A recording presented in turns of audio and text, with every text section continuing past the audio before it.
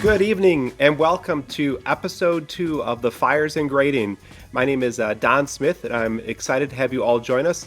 Along with me tonight I have Dr. Garth Larson Hello, and everyone. we have Becky Pepler as well joining us tonight. Hello. How is your evening going, everybody? Well, I will say this. The last time Becky and I joined for this session, we were out in really warm, sunny California. And in Wisconsin right now, if I look out this window, it is sleeting, snowing, raining, and everything in between. So a much different evening in terms of weather from the last time we had an episode together. Yes, and I know I personally am working through a cold, so I apologize about my voice as we dig into this. And this is classic for us Midwest Wisconsin weather, right? It was a high of near 60 degrees yesterday, where you could go outside and Yep, walk. it's beautiful. And it was raining earlier and transitioning to snow here. Becky, how are you this evening? I'm doing really great. Same lens as Garth, kind of looking outside is a little bit depressing. Last week, one day, I think it was like 70, and my kids were wearing shorts outside. So again, as you said, typical Midwest in, March. And as we dig in, we're excited to have you join us here this evening. Last time when you joined us, we did an overview of what standards-based grading is, because that's a current fire that we see around. Hopefully you thought it was a great discussion around that topic, and we really enjoyed having you on. And this week we know that we want to dive into one of the hottest fires that we see from school to school, and nearly every single school that we work with deals with the idea of centering on accountability. But just before we get into that, I just want to take a quick moment, because one of the things that both Becky and I had the opportunity last time to give our background, but we didn't have a chance to hear from Garth and his background in education. And Garth, if you wouldn't mind digging in and also tell us a little bit about your connection to standards-based grading and how you got excited about that. Absolutely. Well, again, thanks, Don. Thanks, Becky. And thank you for everyone that's joining right now. If you're listening after, via our various platforms of Spotify or YouTube or other various channels. But so I'm Garth. I'm the co-founder and CEO here at First Educational Resources. But my background in education has taken many turns throughout the years, and especially as it relates to standards-based grading. So first and foremost, I started my career as a high school English, speech, and journalism teacher. And so I was probably as traditional of a grader as you can come across within my classroom. And the reality is, and typically when we talk to educators, in various points of their journey with this, we always ask, like, why do you grade the way you grade? And most of the time we get three responses. One, we're familiar with it based on how we were graded as students. Two, we're familiar with it because of the student teachers that we taught under and kind of what they did. And then three, we typically kind of just adapt to the current policies within the school district. And, at that time, well over 20 years ago, it was very traditional in terms of what we were doing. And so had a great chance, though, to learn about education, see it through the lens of secondary. And then I went into the administrative side of things. And to not go through everything, I was a high school AP.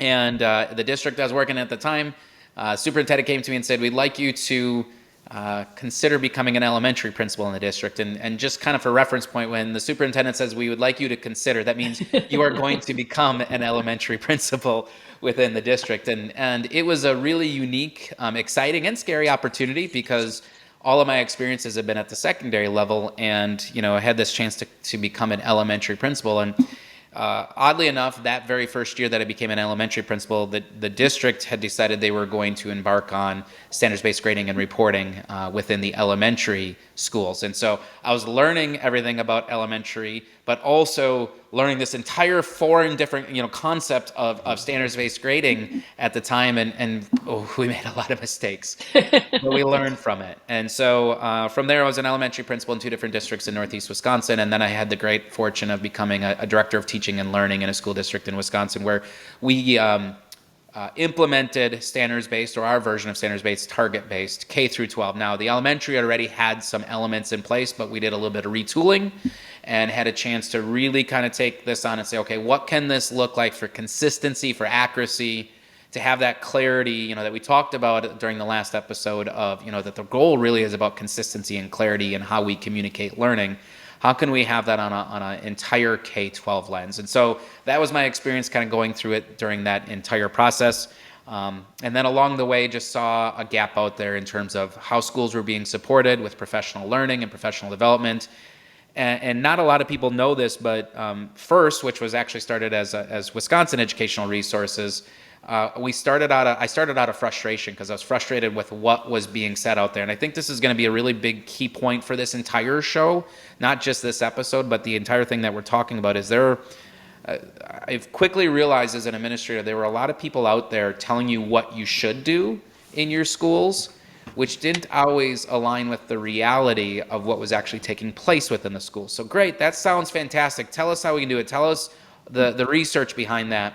But when push comes to shove of what that actually looks like in our school district, I'm not really sure you can relate to us. And so that was the entire goal from this. And never in a million years did I think that this initial thought of frustration of starting a consulting or professional development company on a very small scale just here in Wisconsin would lead to us now having worked with over 2,000 districts internationally. So grading and reporting, as we said in the last episode, is something I'm very, very passionate about because I think when done right, it can be really, really powerful tool for learning around the communication and ultimately been able to bear witness to the outstanding result it means for kids in learning. So probably a little bit of a longer journey there than you were looking for, Don, on my background, but that's why I'm so passionate about this work. Yeah, I appreciate it, Garth. I think it's important for folks to just kind of hear how each of us kind of got started, and I appreciate you sharing your story. So as we get ready to then dive in to talk about accountability, like I said, one of the most common things that we hear when we're working with schools around standards-based grading reform is that there's no accountability in this system.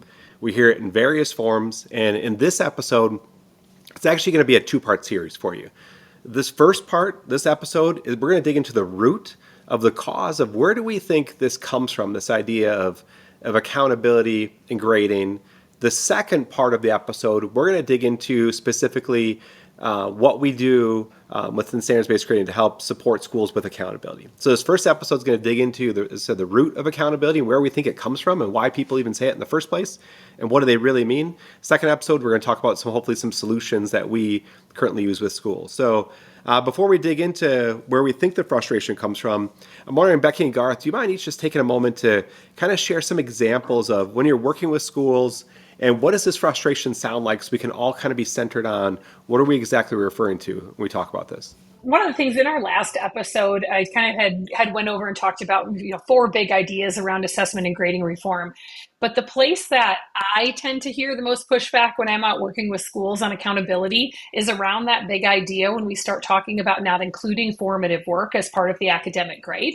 And when I really often hear people say things like, if we don't grade it, kids won't do it. Or if I assign it, I have to grade it because I assigned it and that's my responsibility. Or grading formative work does indeed teach kids responsibility because they know that they have to do those things.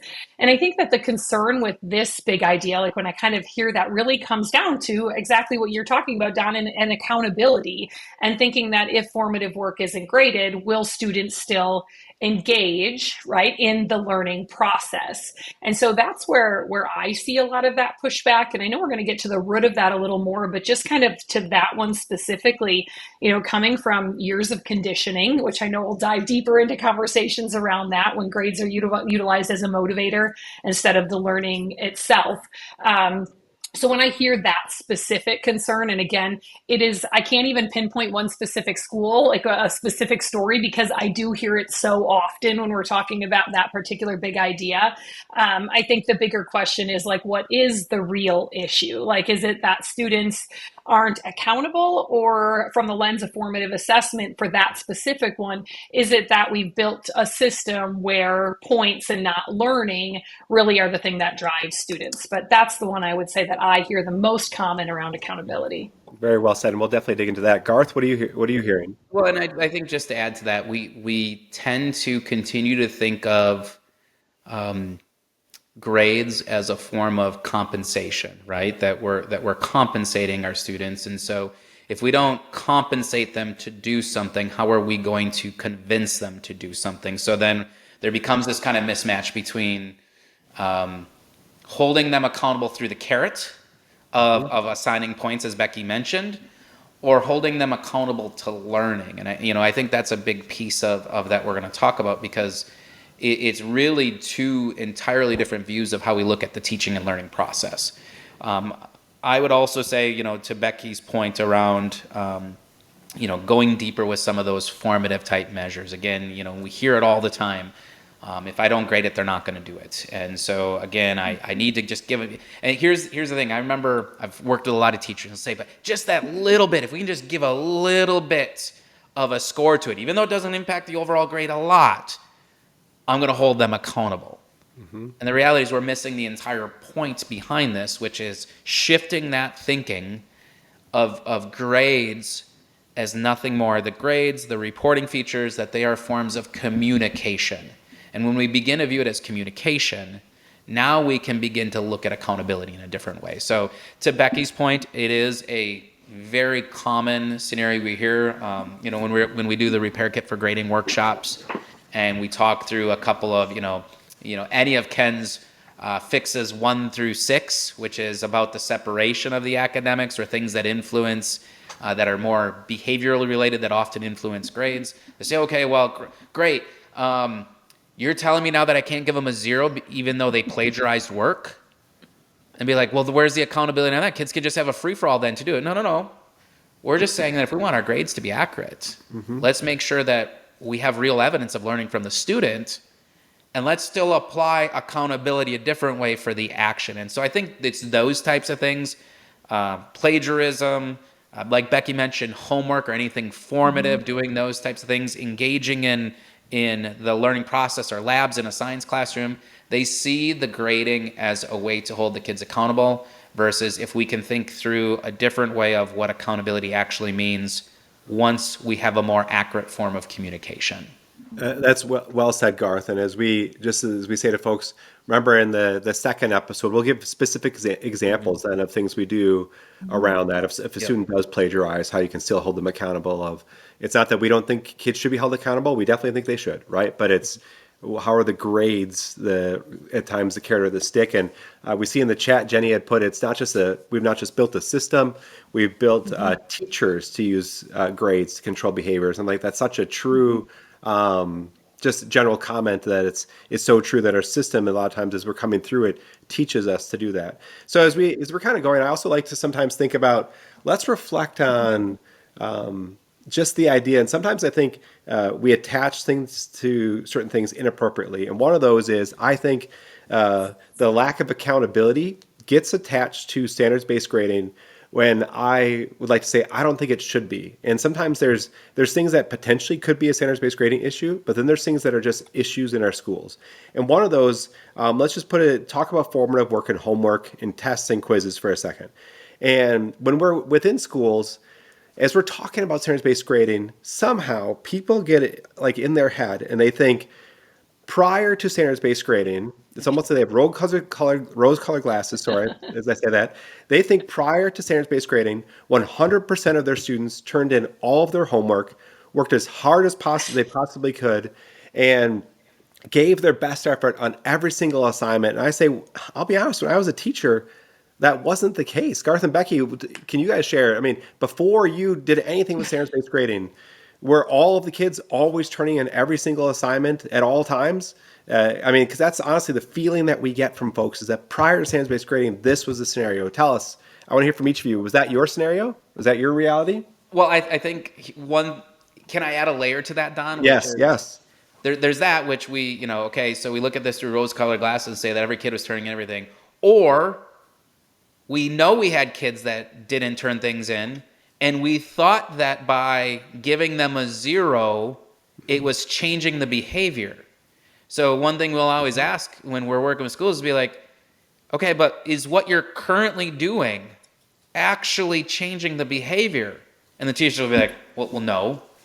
Okay, so why are we looking at this differently? So it's kind of twofold. One, we're working with kids. We're working with kids. We're going to have kids that are going to miss deadlines. We're going to have kids that are going to do some things that we wouldn't want them to do. Just like pre-standards-based grading, we had kids not turning in work. We had kids being academically dishonest. And so, again, it's a really good point, Don, because we feel like we have this system of accountability that was actually working in the traditional model, which I can't think of a single time where it actually was. I don't know, Becky, what are your thoughts on that? Well, I just kind of look at it through the lens of the personal experience is really in my own classroom, right? And I'm like, kind of back to your question, Don, too, of like, what did it look like before? Did every kid turn everything in? I was like, when I was a teacher, that sure isn't what it looked like in my classroom. And I hope that I'm not alone in that. But that wasn't my experience. Like, I remember having certain students who would always complete everything that I asked them to do, their homework, their classwork, anything, any task, right? No matter how many points that I attached to it. And I had other kids who absolutely never did that, right? Even when the homework counted towards their grade at that point in time, before we had switched and taken that piece out of our grading practices. But there were also kids who always found ways to avoid doing any work as well, right? For whatever their reason was. So that accountability piece in terms of doing the work wasn't there. But I also think, like, when we talk about accountability, I think there's also a little bit more to that. And not just, I know we were kind of talking about it from that formative lens and doing the work, but I think accountability is like accountability for the learning that's taking place in the classroom as well. And as I was kind of thinking through, a scenario popped into my head too that I think deals with accountability, and it's probably one of my favorite examples, and it's kind of talking about accountability in final exams, and not going completely into final exams, but just this particular example. Like, so when we had finals, they used to count for 10 or 15% of their grade, semester grade, but I would have students who would go online and use final exam calculators just to see, not to see what they needed to do to improve, but to figure out like what is that bare minimum that they need to score to pass to maintain their letter grade. And I would literally have students, like, think about accountability for their learning, right, in this system prior to standards-based grading as well. I would have kids be like, I can get a 68% on my final and I can keep the A in my classroom, so I'm not going to spend much time preparing. And I think right there is also proof that there was a lack of accountability for learning, right, prior to any shift to standards-based grading as well. Well said, Becky. That's, I remember doing that myself as a I was student. going to say, I did glad too. you admitted it, Don, because I was just about to admit that I did the same exact thing. Say, anybody else, if Yes. if you want to throw in the chat, feel free to also mention if that was your case for you as well. Yeah. So We were conditioned for that. For those of you that are joining live right now, if you do have questions, thoughts, anything wonders, please go ahead and put it in the chat box on, however platform you're joining us from. We'll make sure that we answer questions along the way. So that's a really great point. But yeah, we've all been there. And the one thing I just think about is using that statement, Becky, of accountable to learning. I feel like when we would say what we thought was accountability, for example, if a student misses a deadline and we give them a 0, we thought we were holding them accountable, but all we were doing is giving them an easy way out of learning. Correct. By not actually making them learn. We're saying it's not that important. Here you go. We're going to give you the 0, and we're going to keep moving. And you've gotten an easy way out, and I've gotten an easy way out. Yeah. Versus the accountability. And I remember one of the first times in our next episode, we're going to have our good friend Rick Wormley on. And I remember one of the first times I heard Rick talk about accountability, he said the penalty in not doing the work is having to do the work. And I just remember that. I always, like, the first time I heard that, I'm like, that's accountability. Yes. That is what we're talking about. And a system that makes sure and ensures that is the focal point has high of accountability and relates very well to what we're talking about within these reform efforts. So as we keep going and thinking about it, the last note I'll add is I remember back in 2003, for some reason in our student information system, there was a missing assignment report that could be generated at any point in time. And then I remember when I would do parent-teacher conferences, I could print a report by every kid and the number of missing assignments they had. So if somehow we have these rose-colored glasses, we believe before standards-based grading occurred in your district, everyone did 100% of their assignments. That is not the truth. I think we are attaching blame for something versus getting to the true root of the issue within our school. So speaking of that, Garth, I'd like to hear from you. Like, as I said, like, why is that people attach a lack of accountability, you think, to standards-based grading? Like, why do they blame the system when in reality kids are still kids? Like, what's going on there? Well, I think whether it's lack of accountability or any of the other fires that we'll be talking about in this show is I truly believe it's grounded out of the fear of change. And so we're not sure what this is, if a school's making this transition and they're looking at moving toward more of a standards-based model, and teachers are not sure of what this means. I think in their minds, Don, they believe that the statements they make to be true. They believe that this is going to result in less accountability for our kids. Now, there's a variety of things that could be leading to that. One, you can find any social media site out there that's going to tell you how bad it is, right? So that's one way that can lead to it. The other one I would just say is it's just lack of understanding.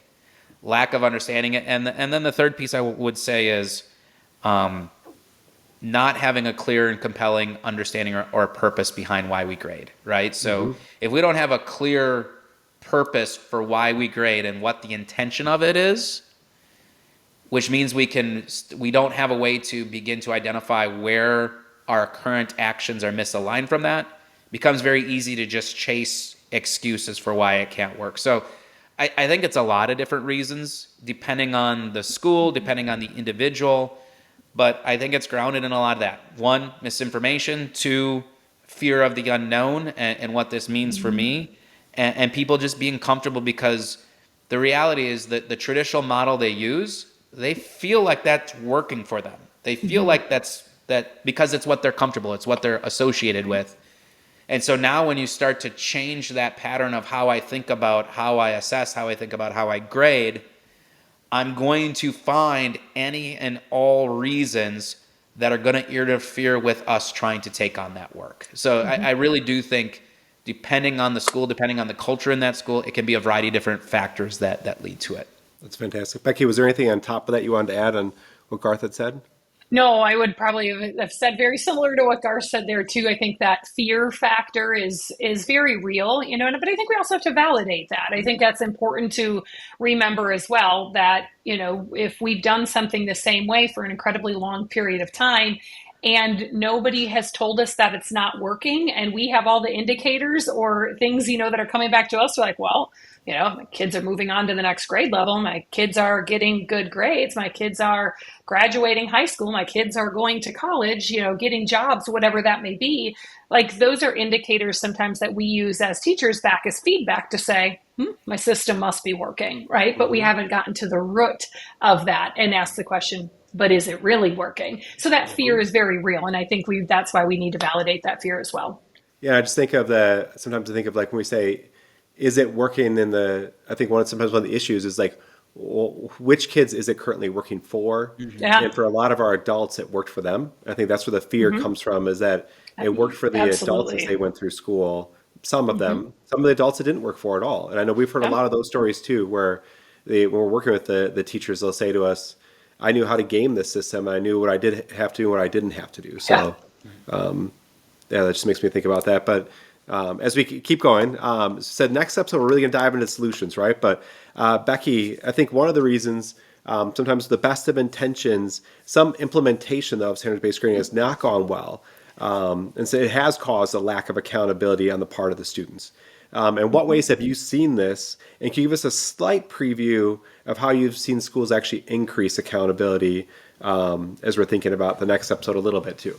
Yeah, so I'll be a little vulnerable and share about a personal experience that I had in my classroom as I worked, and it really stemmed around reassessment. And so the first time that I allowed reassessment in my classroom, again, as you said, with the absolute best of intentions, I totally understood the concept that kids don't all learn in the same way or at the same time or on the same day.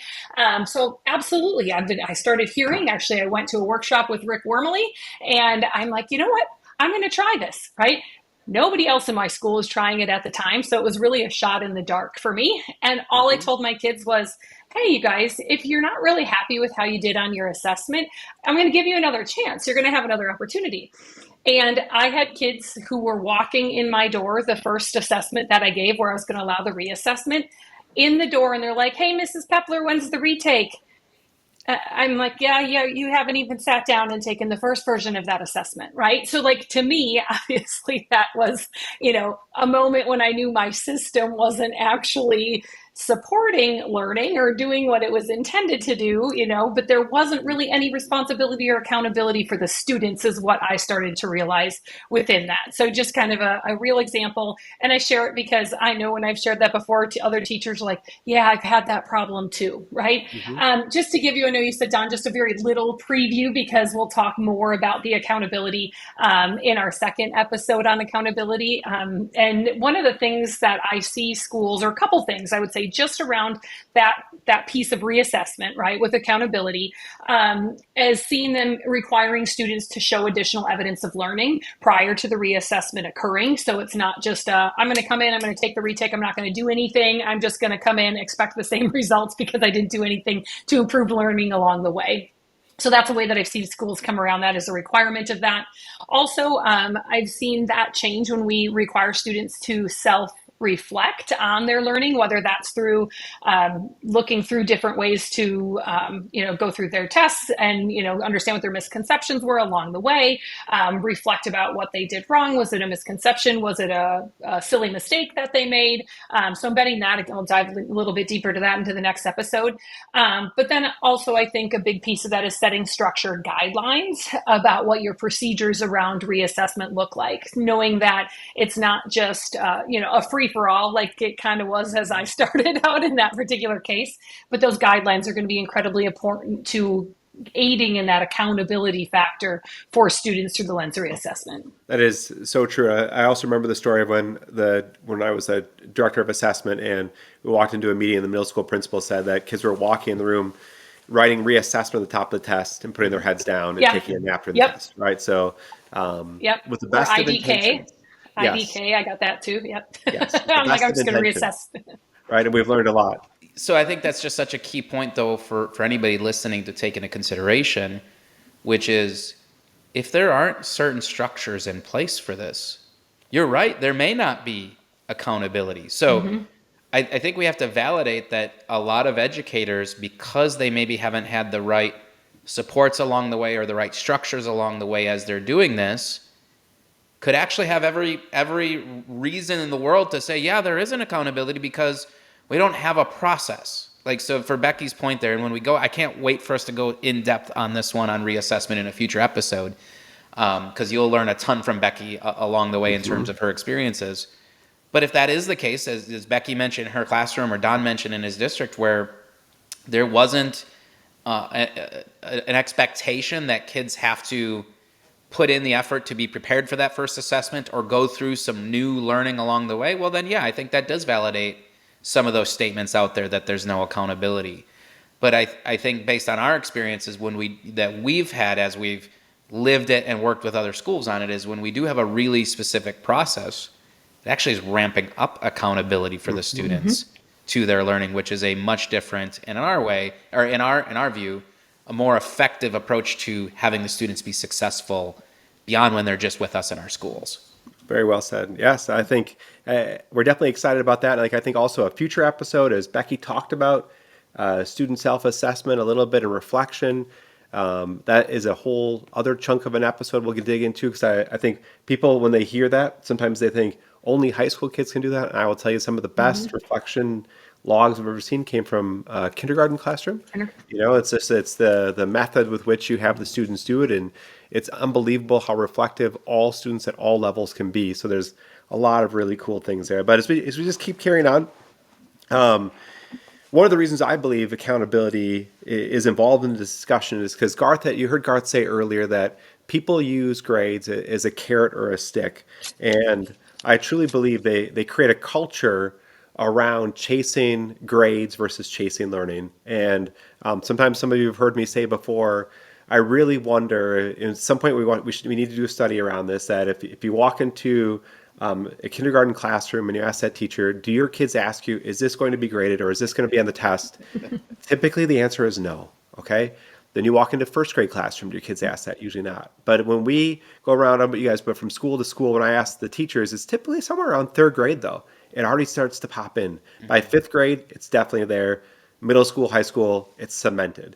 Right. So it makes me just think about the words that we use with students matter. And that shows us that the kids don't come in thinking about it like that. Right. But we as adults, whether it's then even their parents at home or us at schools, the words we use to kids, at some point, some teacher used that assignment as a carrot stick. And I say, I don't know about you guys, but I never gave an assignment to my students and said the reason why I think this assessment or this assignment or this homework, whatever it may be, is a really good thing to give my kids is because it's going to be graded. I never sat down and thought this is why this is a great assignment to give the students. I'm going to have them do questions 5 through 8 because it's going to be graded. That was never the rationale when we were giving it. But somehow we start to think that that's what the kids do. Like, will this be graded? Will it be on the test? So, Garth and Becky, I want to ask you guys then, as we're thinking about how do we slowly, unrelated to standards-based grading, as we're trying to shift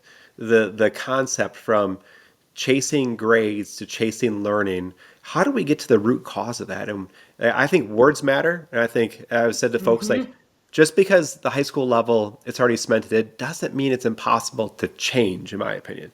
But I'd be curious, what are your thoughts on how do we slowly begin to shift that narrative in our schools? Well, I think, Don, you made a really good point around at what level does this start to work its way into the thinking of the students? Like you said, you could say it might be in third grade, might be fourth grade, fifth grade, et cetera. But I want to, before we kind of talk a little bit about how we can actually begin to change that language, I think you're bringing up a really good point that I think all of us have to pay really, really close attention to, especially if your district is in the process of making a transition from more of a traditional model to a standards-based model, because we'll often hear, and it certainly ties to accountability, is we'll hear those things. We'll hear, is this graded? And teachers are constantly talking about, well, see, but our kids just, that's all they care about. They only care about, is it being graded or not? And here's a public service announcement. We have conditioned them to think that way.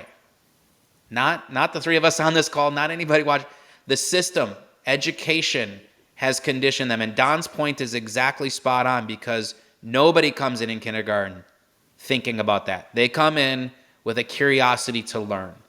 They come in, they want to learn things, they want to be social, they want to, it is so developmental. But then as a system, there's somewhere along the way where we start to say, but now the feedback that we're giving to you in the learning needs to occur through this lens and this lens only, which is distribution or compensation of points, right? That you are earning points to show your value in this class, and that's what people continue to chase. And so I think one of the biggest things that we can do to kind of answer your question, Don, is to begin to shift that narrative around what learning is. What does it mean to be a learner in a class? And begin to define that. Define that early, but also define that in an AP high school class. What does it mean to be a learner in this class? To be a learner in this class, there are things that we are going to be working on to help you grow in your knowledge and in your skills and to be able to showcase that. And all I care about is, are you able to get to that? My goal by the end of the year is I have these 20 outcomes that I'm going to try to help you get to. And that's what I want you to care about, is can you get to these or not? So I think it really is a shift in what we as a system show we value. And if we can begin to use that language, as you mentioned, Don, we value that you learn, that you grow. And I also, we're going to get to this in the next episode, but I also think it's going to be a part of what we're talking about today. We value how you approach learning in this class. And that is a key piece. We haven't gotten to it yet in this dialogue, but that separation of learner behaviors, which we all, I think, can agree are very, very important, that becomes a part of the dialogue. We want you to be an engaged learner. And here's what this means. We want you to come into this class with the highest level of work ethic. Here's what that means. And so I think it's just changing the system's narrative around what we value can help them get past that kind of point chasing mentality. So I think those are some initial thoughts. Becky, what are your thoughts from that? I think we just need to stop putting points on top of things and like where it doesn't need to be. So let me rephrase what I mean by that. So obviously you eventually have to grade something. And if you are in a traditional grading system where you have points and percentages, eventually you need to put points on something, right? Because that's how we equate to grading.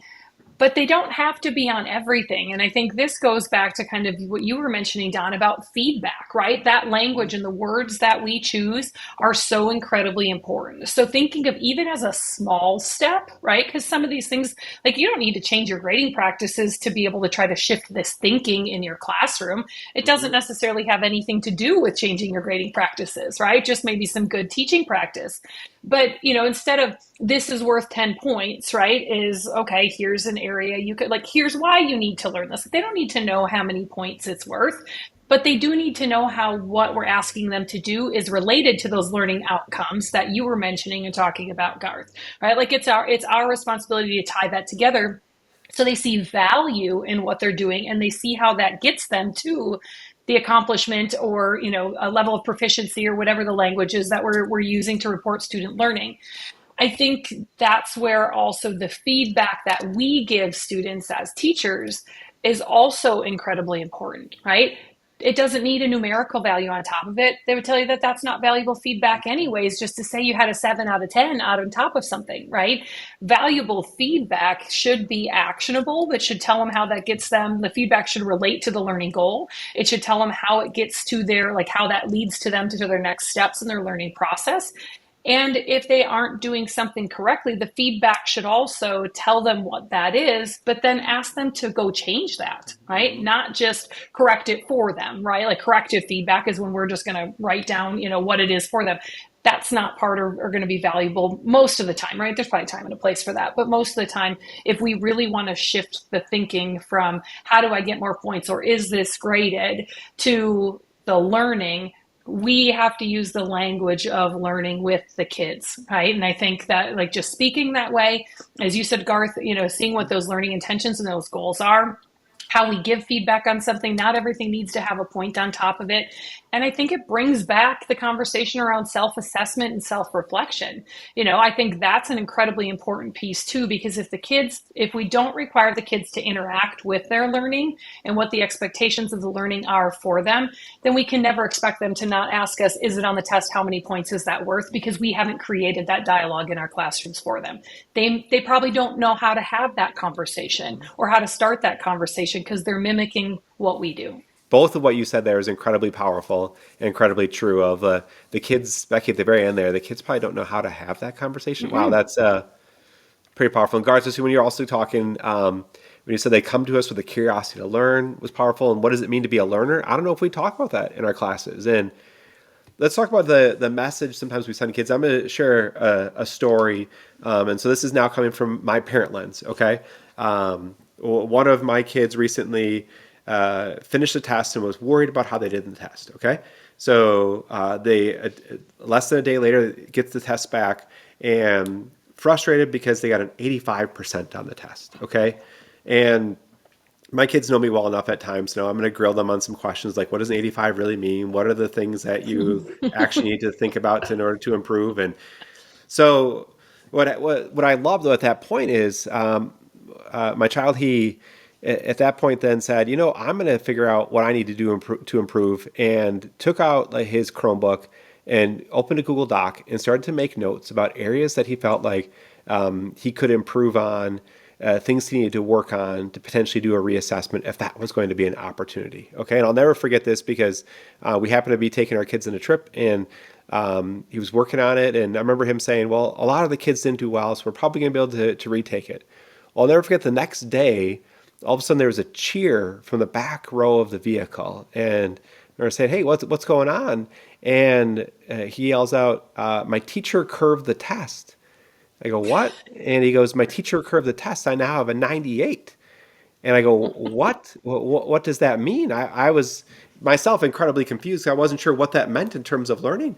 And he goes, this is great. Now I don't have to study anymore. And I don't need to do anything else to improve, and close his Chromebook. And he was done. So, and I just think to myself of like, what message did we send? Like, what message was he sent at that moment? Okay. And there was this whole dialogue about, well, everybody didn't do well, so he felt bad, so he curved the test. And I was too hard on him as we were talking through it. I didn't mean to, I had questions for the teacher, but I was just curious, like, what message did that send there and the things that we do? I don't know if Garth or Becky, if you have thoughts on that story or if you have similar stories, or I don't know. what message do you think was sent at that moment to my kid when they had that happen to him? Oh, I think it was just sent that it was about the points, right? It wasn't about the learning at all. It wasn't Hmm. important. Nope, it was about the points.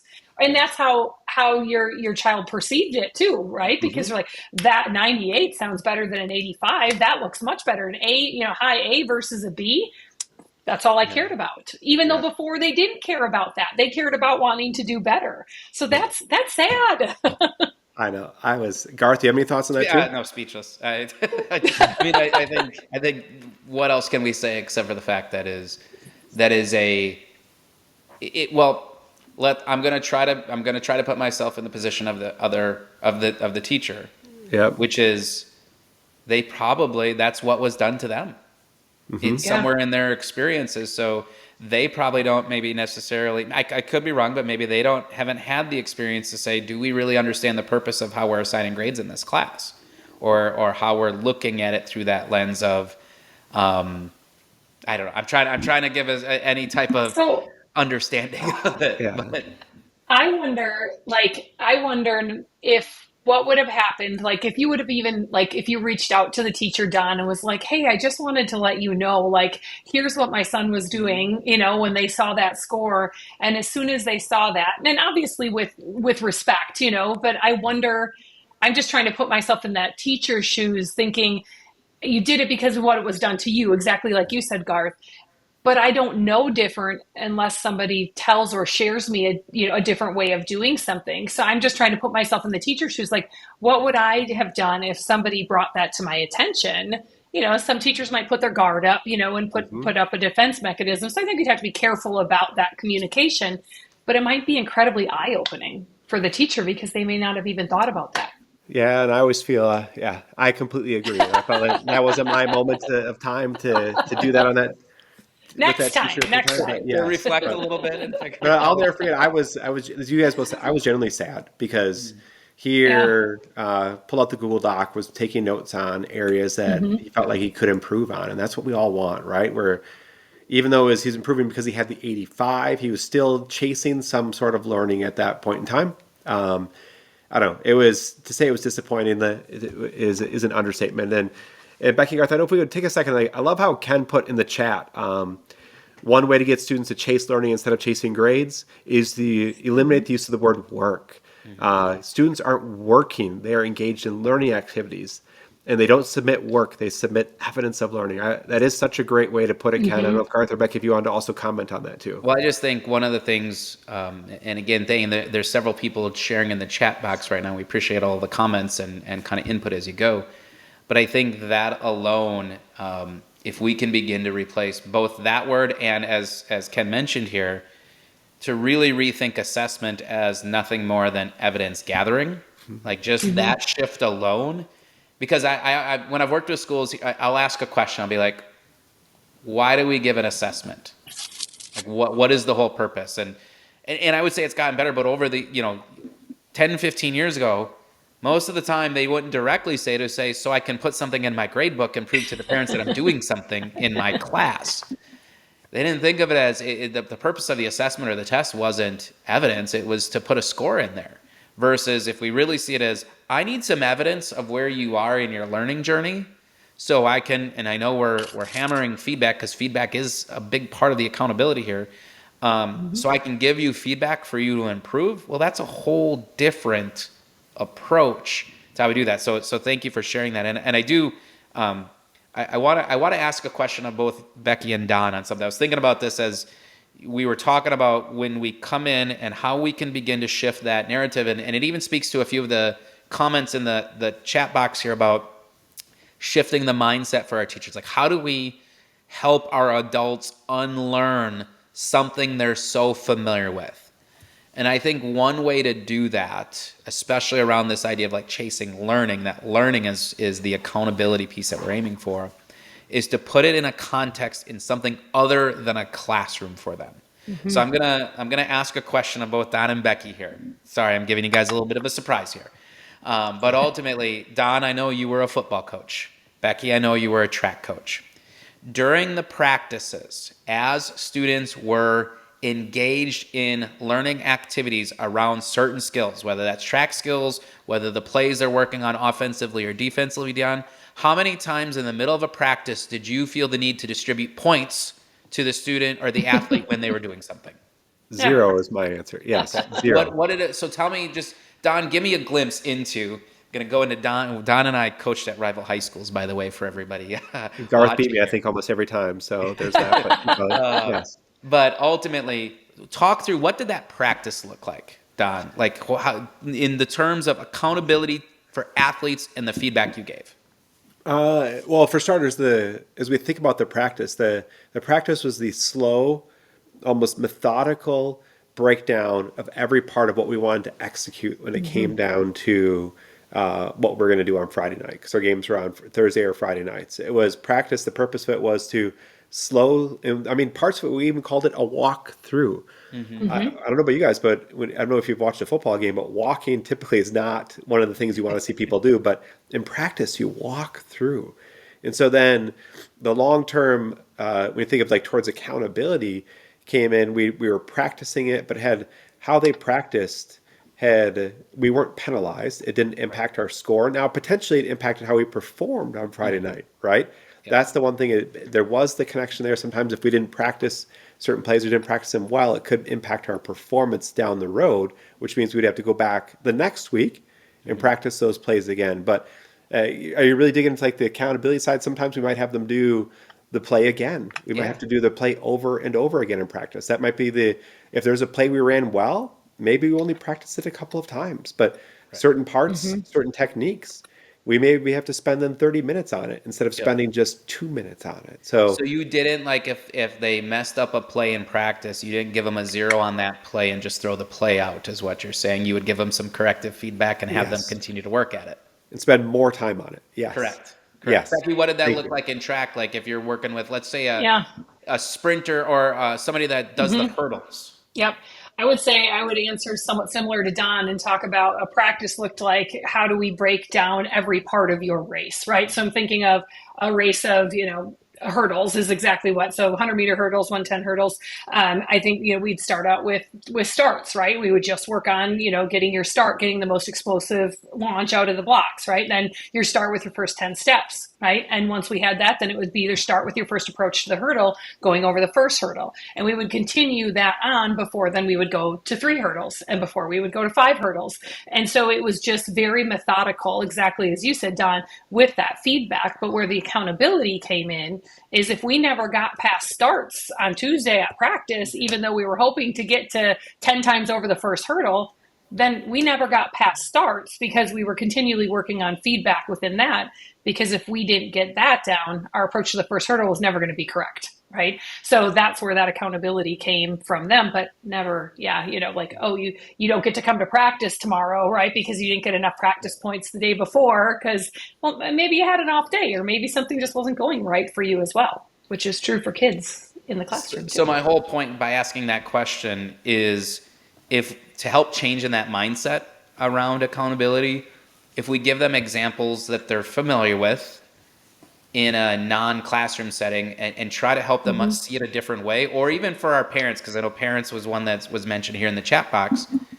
Like if we think about how our parents within their typical professional obligations of work, let's say, how they're evaluated, how they're given feedback on it. It's not typically, not that I've seen in a lot of evaluation systems, and I've actually been spending a lot of time looking at professional evaluation systems for employees.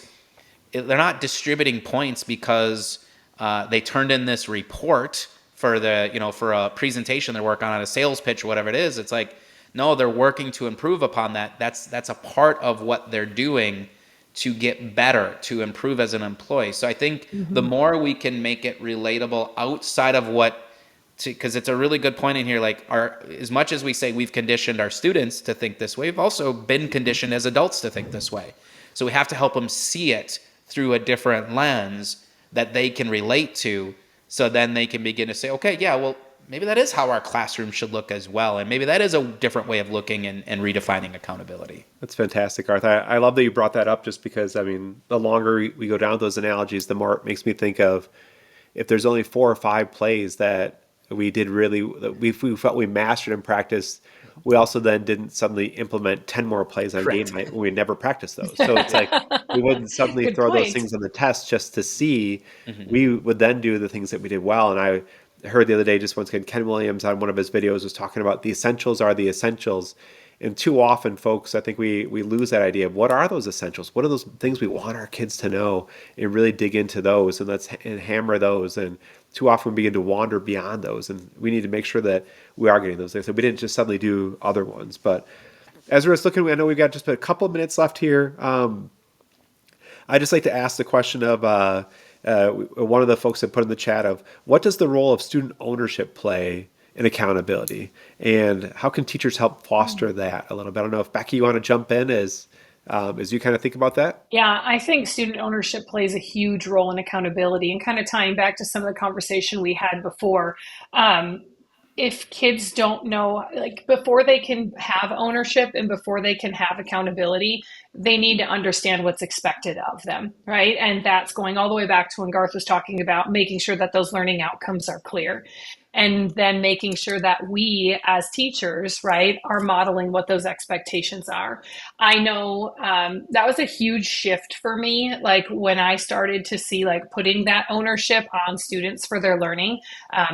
Through self-reflection, through becoming advocates for themselves, to ask for reassessment to be able to occur.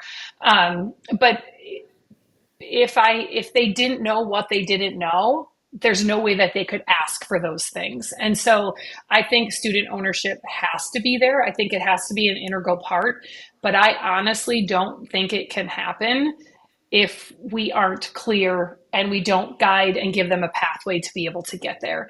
And I know, like, I was maybe naive in thinking in my high schoolers that, oh, they know how to reflect and they know how to ask for help and they know how to do that. They're 17 and 18 years old, right? I was incredibly wrong, right? I had to teach them. I had to go through an assessment reflection on the board with them as they were looking through their assessments, probably the first 3 times that we did it in class. So they knew, like, what types of things do you write when you reflect on something? What should I look at from that? But that, taking that ownership, they actually started to take pride in that. And that's probably one of the biggest transformations and positives of changing to standards-based grading for me as a teacher, is seeing those kids become advocates because they know what they're advocating for. Fantastic. Garth, is there anything you want to add on to that too?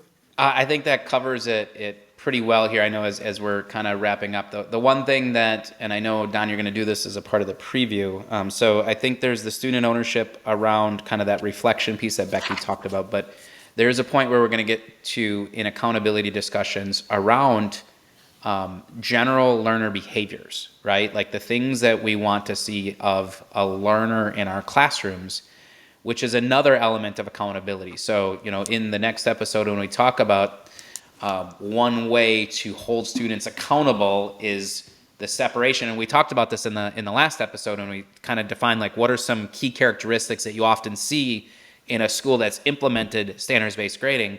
One of those big things is the separation of behaviors, learner behaviors, from the academic outcomes.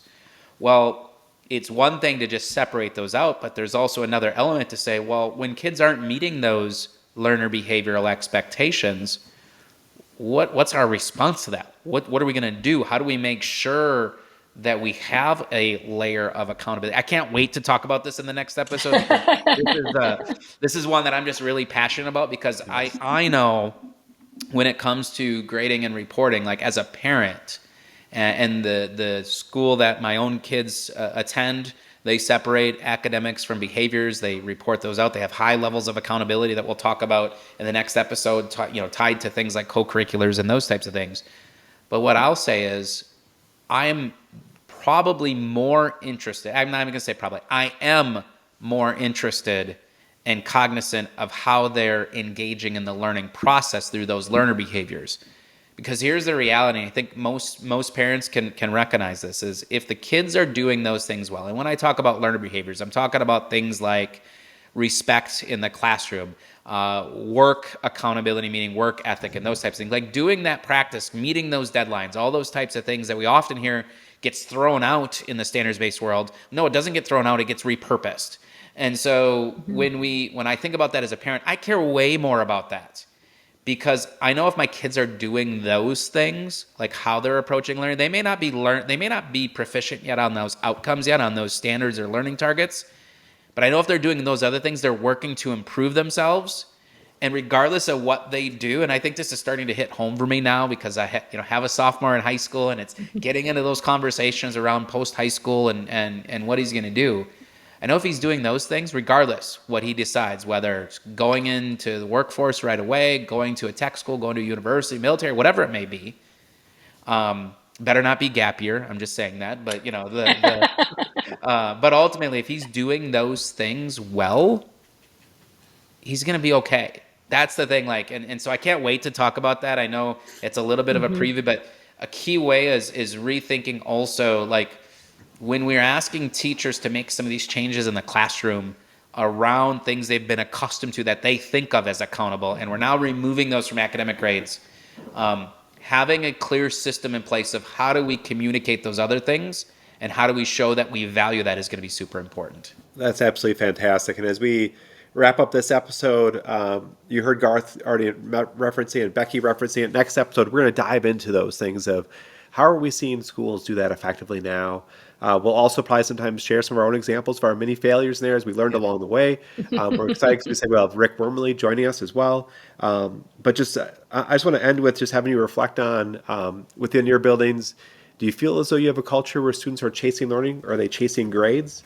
And depending on where you are with that, what's your next step? What is it you would like to do to try to shift that narrative within your building? Because I'm going to tell you right now, whether you have a system where it's a standards-based grading system or not, kids are plagiarizing. Kids are using AI right now to do different things. Students are not completing assignments. Some students are. Someone's looking over at someone else's paper, copying off. All these things are happening on a daily basis. It doesn't matter what system you're in. So just when folks are talking about accountability, have them reflect on, is this a standards-based grading issue, or is this a school issue that we need to tackle and dive into? But with that, Garth and Becky, it was so great to be with you guys in this episode. Yes, any last thank you. closing thoughts? Yes. I appreciate this. I can't wait for the continued conversations. For everyone that was joining live, thank you so much. Thanks for the active feedback in the chat box. For those of you watching afterward, know that you can always reach out to us. The information that's been sent out for the subscribers, you're getting emails on how to access all the information. Please submit questions, thoughts, ideas, anything that's going to help us improve what we talk about. This show is for you. And so, if there's things that you can give us that you want us to discuss on future episodes, please let us know. It's just always a fantastic opportunity to talk the fires and grading with both of you, Don and Becky. Appreciate it.